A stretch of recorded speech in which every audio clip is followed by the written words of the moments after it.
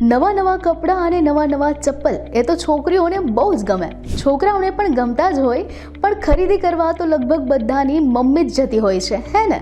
હકીકતે આપણે જે કપડાં પહેરીએ છીએ ને તે અલગ અલગ ફેબ્રિકના હોય છે. ઘણા લોકોને કપડાં ધોવાનો સાચો રસ્તો નથી ખબર હોતો.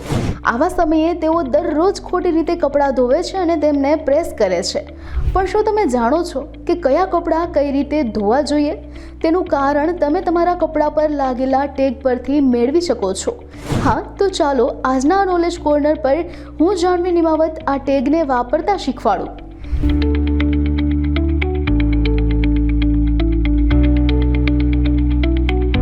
ધ્યાન આપ્યું હશે કે કપડાના કોલર પર એક પટ્ટી જેવી લાગેલી ટેગ હોય છે, જેમાં કેટલાક નાના નાના ચિત્રો આપેલા હોય છે.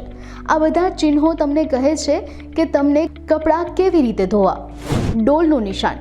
ડોલનું નિશાન કપડાં ધોવા માટે વોશિંગ મશીનનો ઉપયોગ કરવાનું દર્શાવે છે.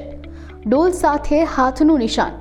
ડોલ સાથે હાથનું નિશાન કપડાં હાથથી ધોવાનું દર્શાવે છે. કપડાં સૂકવવા કઈ રીતે?